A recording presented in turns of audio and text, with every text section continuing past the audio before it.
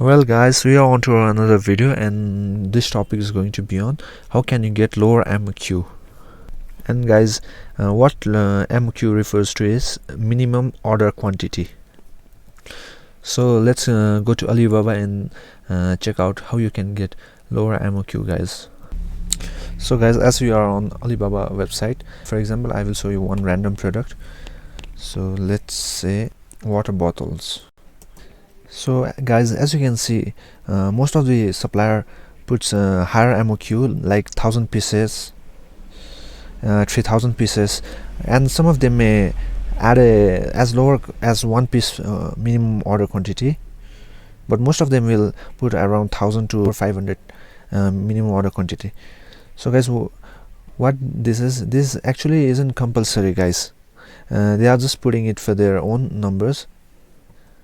And how you can lower your MOQ is by letting them know that you will be ordering this for just as a test product, and you have to let them know you will be ordering from them on the future after testing the first batch of your order. So guys, you can get a lower MOQ from each and every one of them. So guys, you have to negotiate with them your minimum order quantity, guys. This way you can get a lower MOQ for your first order quantity, guys.